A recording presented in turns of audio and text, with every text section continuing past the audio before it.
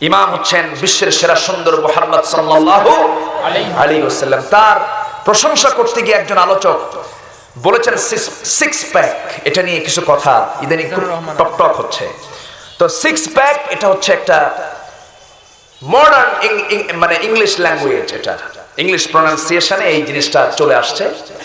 তো এটা নিয়ে অনেকেই বাজে কথাও বলেছেন। এটা তার উদ্দেশ্য হচ্ছে রাসূলকে হাইলাইট করা, রাসূলের সৌন্দর্যকে তুলে ধরা। আমি আমার ভাষায় বলবো, রাসূল শুধু সিক্স প্যাক না, রাসূল ছিলেন 100 জন পুরুষের সমান শক্তি রাখেন এমন একজন শক্তিশালী যুবক। আল্লাহু আকবার। 100 জন পুরুষের সমান শক্তি কি সিক্স প্যাক হলে পাবে নাকি? কিসের সিক্স প্যাক? যত প্যাক আছে সব প্যাক তার মধ্যে। আল্লাহু আকবার। ঠিক ঠিক আছে না? ঠিক আছে। কথা কি বোঝা গেল? এই কথাগুলো কিন্তু শুধু আপনারা শুনবেন না। এই যে সামনে আজরাইল কিন্তু আমার দিকে চায় আছে, এদের ক্যামেরা আমার দিকে চেয়ে আছে, এটা কিন্তু গোটা দুনিয়া যাবে। এই কথাটা গোটা দুনিয়া সাপ্লাই হয়ে যাবে। এই জন্য আমি সব দিক খেয়াল করে আমি আমার কথাটা থ্রো করছি, কথা আপনাদের সামনে আমি উপস্থাপন করছি। অতএব আমরা কাদা ছড়াছড়ি নয়, আমাদের ভালোবাসা থাকতে হবে উদারতা নিয়ে, সংকীর্ণতা নিয়ে নয়। আমরা ভালোবাসবো মন থেকে, দিল থেকে, জোরে বলি ইনশাআল্লাহ। সম্মানিত ভাইয়েরা, রাসূল কত সুন্দর মানুষ, তার পাশে ছিলেন বেলাল। লোকটা সাদা না কালো? কালো। সাদা না কালো? মুয়াজ্জিনকে, বিলাল, ইমামকে আল্লাহর মুহাম্মদ সাল্লাল্লাহু আলাইহি, তিনি কি ব্যবধান রেখেছেন? না। বললেন সাদ তুমি চলে যাও মেয়ের বাবার কাছে গিয়ে। মেয়ের বাবাকে চিঠি দিলেন। যখন চিঠিখানা পড়লেন, চিঠি দেখে মনে মনে ভাবতেছেন, আহারে, যে বিশ্বনবী আমার মেয়েকে নিয়ে চিন্তা করেন, এই প্রস্তাব আমি অবশ্যই গ্রহণ করব। গ্রহণ করে বলছেন, শোনো সাদ, আমি তো রাজি আছি, কিন্তু সংসার তো আমি করবো না, আমার মেয়ের কাছ থেকে পারমিশন নিতে হবে। আমার মেয়ের সঙ্গে তোমার মত বিনিময় করতে হবে, দেখতে হবে, তোমার উভয়কে দেখবে। আমি দেখি আমার মেয়ে যদি রাজি হয়ে যায়, বিয়ে হয়ে যাবে। এবার ভিতরে গিয়ে মেয়েটা দেওয়াল ঘেসে ঘেসে সমস্ত কথা শুনে নিয়ে চোখের পানি ফেলে ফেলে কান্দে। এবার মেয়ের বাপ বলছে, মা, রাসূল একটা যুবককে পাঠিয়েছেন বিয়ের প্রস্তাব দিয়ে, তুমি কি রাজি আছো নাকি? মেয়ে কাঁদতেছে, কান্না থামে না। সঙ্গে সঙ্গে মেয়ের বাবা বলছেন, আমার মা, তোমার চোখের পানি প্রমাণ করে মনে হয় তুমি বিয়েতে রাজি নাই, তোমার বিয়েতে সম্মতি নাই, আমি বিয়ে দেব না। এবার মেয়েটা মুখ করে বলে, বাবা গো, আমার আব্বা জান, এই জাগতিক জীবনে আমার যদি কোনো বিয়ে হয়, একজন পুরুষের সঙ্গে বিয়ে হবে যে যুবককে পছন্দ করেছেন আমার প্রিয় নবী মুহাম্মদ সাল্লাল্লাহু আলাইহি ওয়াসাল্লাম। ভালোবাসা হবে কার জন্য? আল্লাহ। ভালোবাসা হবে একমাত্র কার জন্য? আল্লাহর জন্য, দ্বীনের জন্য, নবীর জন্য। এই মহিলার কথা শুনে বাপ দারুণ খুশি হয়ে বাইরে গিয়ে বলছে, মা, ও সাদ, তোমার তো কপাল খুলে গেছে, মেয়েও রাজি, আমিও রাজি। সাদ লাভ মেরে বলে, আমিও তো রাজি। সুবহানাল্লাহ। যুবকরা ইসলাম কত সুন্দর দেখেন। ওই সাদ চলে গেলেন, নবীর সামনে গিয়ে দাঁড়ালেন, মুস্কি মুস্কি হাসি মেরে বলছেন, ইয়া রাসূলুল্লাহি, আজকে ব্যর্থতা নিয়ে ঘুরি নাই, আজকে সফলতা নিয়ে ঘুরেছি। আমার বিয়েতে সব রাজি হয়ে গেছে, হুজুর আপনি বিয়ের আয়োজনটা করেন। রাসূল বলেন, বিয়ে তো করবা, টাকা আছে নাকি? মোহরনা তোমাকে দিতে হবে, মোহরনা তুমি আদায় করেছো নাকি? এমন সময় ওই সাহাবী মুস্কি হাসি মেরে বলছেন, হুজুর মোহরনার দায়িত্ব যদি আপনি আমাকে দিয়ে দেন, আমার বিয়ে কিসমতে নাই। রাসূল বললেন, বিয়ে করবা তুমি, কে টাকা দেবে? হুজুর আপনি যখন সব করলেন, আপনি টাকাটা দিয়ে দেন। কি রাসূল কতটুকু ফ্রি ছিলেন! আল্লাহু আকবার, আল্লাহু আকবার। এমন নেতা কি, এমন আদর্শকে পৃথিবীতে কোথাও খুঁজে পাওয়া যাবে না? খুঁজে পাওয়া যাবে না। সবার সঙ্গে মিশে যেতেন, সবার সাথে, আরব অনারব, ছোট বড়, কালো ধলা, সবার সঙ্গে মিশে যেতেন মুহাম্মদ রাসূলুল্লাহ সাল্লাল্লাহু আলাইহি ওয়াসাল্লাম। তিনি কাউকে কখনো ছোট চোখে দেখেন নাই। এক অন্ধ সাহাবীকে শুধু একটু আড়াল করেছিলেন, সঙ্গে সঙ্গে আয়াত নাযিল হলো, আবাসা ওয়া তাওয়াল্লা আন জাআহুল আ'মা। আমার ভাইয়েরা, আমার নবীজি এতটাই ফ্রি ছিলেন। একজন ভাই চিঠি লিখে পাঠিয়েছেন, হুজুর আপনি সেই কথাটা একটু বলবেন। দেখি বলার চেষ্টা করব আমি। রাসূল এতটাই ফ্রি ছিলেন, রাসূলের সঙ্গে কোনো বাচ্চারাও যখন চলে আসতো ফ্রি হয়ে যেতেন, গল্প শুনতেন, কোলের মধ্যে বসা ঘন্টার পরে ঘন্টা তিনি সময় কাটিয়ে দিয়েছেন। এমন নজির আছে না নাই? আছে। আসতে কবেন না আছে না নাই? আমার নবীজি এতটাই ফ্রি ছিলেন, নবীজি মসজিদে যখন চলে যেতেন মসজিদটা শিশু দিয়ে ভরে যেত। আমার নবীর মসজিদ শিশু দিয়ে ভরে যেত। রাসূল যখন সিজদায় চলে যেতেন হুসাইন রাদিয়াল্লাহু তাআলা নবীজির ঘাড়ের উপরে গিয়ে বসতেন। কিন্তু আজকে দেখবেন কিছু কিছু মসজিদে যদি কোনো ছোট্ট ছোট্ট বাচ্চারা মসজিদে যায়, কিছু বুড়া মানুষ আছে চোখ এরকম বড় করে, ঠিক আছে নাকি? Yes. আছে না? আছে। চোখ এরকম বড় করে না, এটা করা যাবে না। যে মুসলিম সমাজের মসজিদগুলোতে বাচ্চাদের হাসি কান্নার আওয়াজ খুঁজে পাওয়া যায় না, এটা ইসলামী সমাজ নয়। ঠিক Yes. মসজিদে বাচ্চারা যাবে, তারা হাঁটবে, কাঁদবে, হাসবে, এটা ইসলামের সংস্কৃতি। ইসলাম বোঝার মূল সেন্টার হচ্ছে মসজিদ। আল্লাহু আকবার।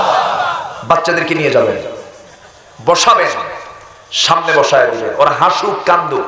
ওদের জুম্মার নামাজ পড়া দেখছেন শেষ রাকাতে যখন একজন শেষ দেয় আরেকজন গুদা মারে, আছে না এরকম? আছে না?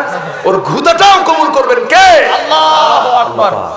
আপনার নামাজ সে দেখবে, নামাজি হয়ে যাবে। এই জন্য বাচ্চাদের নিয়ে বেশি করে ঘন ঘন মসজিদে নিয়ে যাবেন। সবাই রাজি আছেন? আছি। মসজিদে নিয়ে যাবেন। কষ্ট হচ্ছে আপনাদের? আর জাহান্নাম থেকে বাঁচার জন্য এক নম্বর কারণ, জাহান্নাম থেকে বাঁচার জন্য এক নম্বর কাজ আমরা করব, জাহান্নামীরা নামাজ পড়ে নাই, আমরা নামাজ পড়বো। জোরে বলি ইনশাআল্লাহ। আর জোরে বলি ইনশাআল্লাহ। ইনশাআল্লাহ। সবার কি মনে আছে? জাহান্নামে যাওয়ার কারণ হলো চারটা, এর মধ্যে আমি একটা বলেছি। কয়টা বলেছি? একটা বলেছি। নামাজ ওরা পড়ে নাই, আমরা নামাজ পড়বো। জোরে বলি ইনশাআল্লাহ।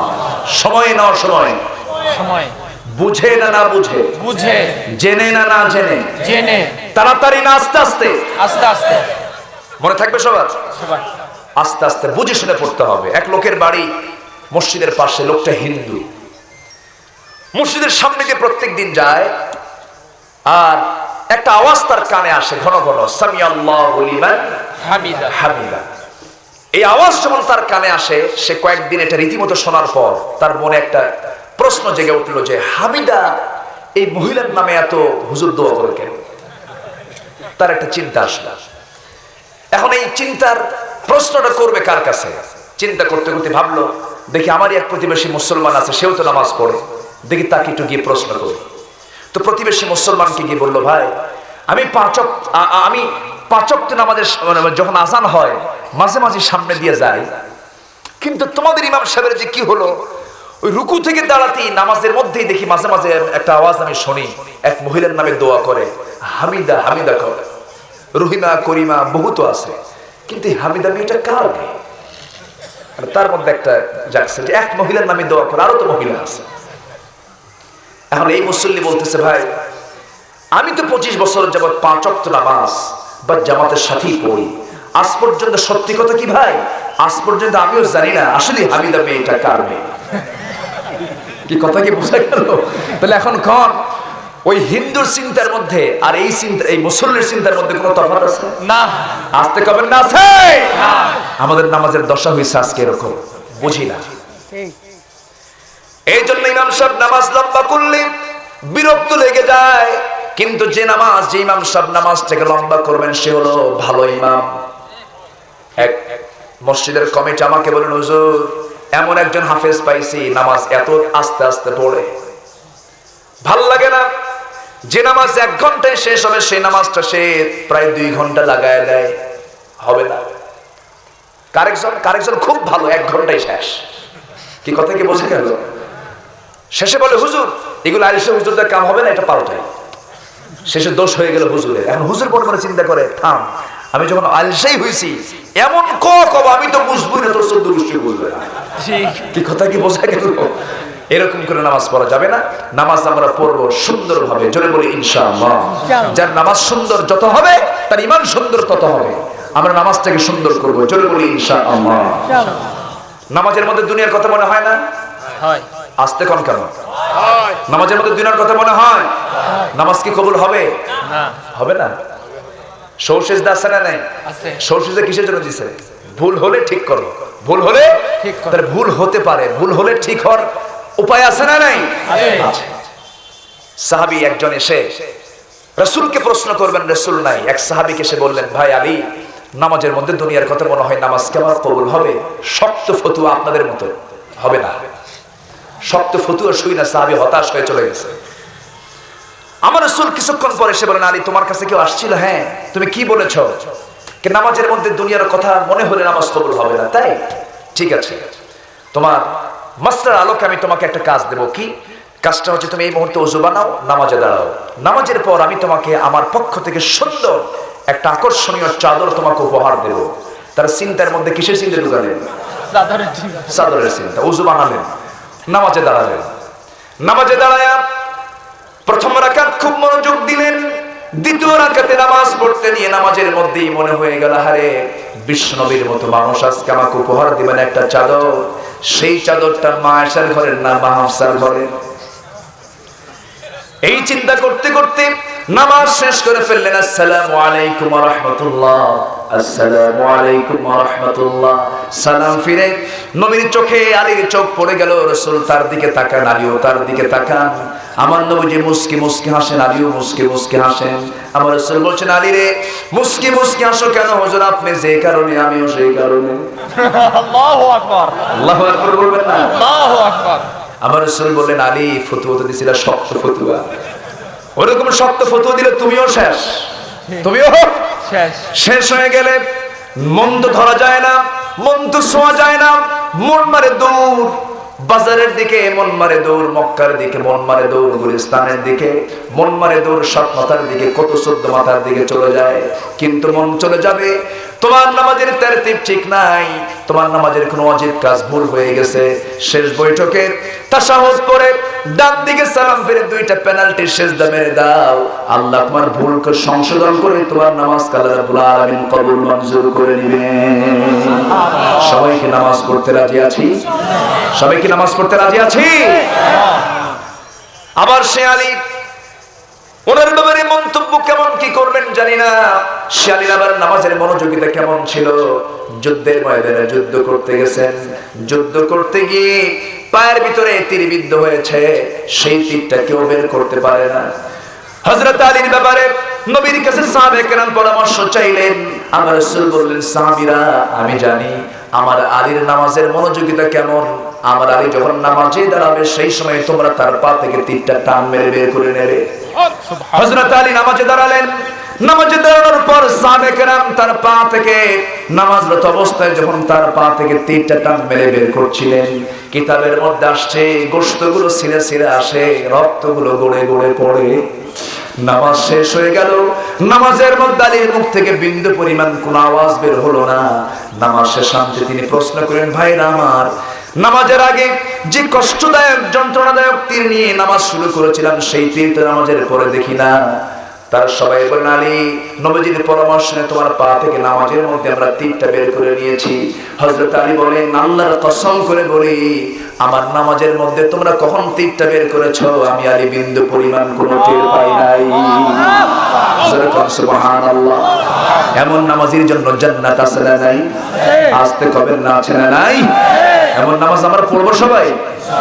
নামাজ 5 ওয়াক্ত পড়বেন, কারেক্ট হাত তুলে দেখান তো। আল্লাহু আকবার। জোরে বলি ইয়া আল্লাহ, আরো জোরে ইয়া আল্লাহ। আমাদেরকে 5 ওয়াক্ত সালাত আদায় করা তৌফিক তুমি আল্লাহ দিয়া দাও। জোরে বলি আমিন, আরো জোরে আমিন, আরো জোরে আমিন। কষ্ট হলো? আলোচনা চালাবো, কথা বলবো, হ্যাঁ শেষ করবো না? কোন আপত্তি নাই? কোন সমস্যা, কোন অসুবিধা? নামাজ তো পড়বো, কিন্তু নামাজ কায়েমের সংগ্রাম করবো না নাকি? নামাজ কায়েমের সংগ্রাম দরকার আছে না নাই?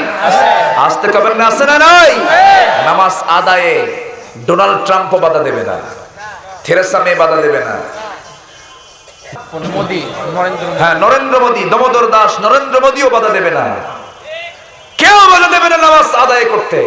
কিন্তু যখন বলবেন নামাজ কায়েম করতে হবে, তখন সামনে শত্রু আছে না নাই? আসতে কবেন না আছে না নাই? নামাজ কায়েমে অনেকে বিশ্বাসী নয়, যে নামাজ আদায়ে বিশ্বাসী কায়েমে বিশ্বাসী নয় সে ইমানদার নয়। এটা মনে থাকবে। সবার কি মনে থাকবে? আমরা নামাজ কায়েমের সংগ্রামে শামিল হব। জোরে বলি ইনশাআল্লাহ, আর জোরে বলি ইনশাআল্লাহ।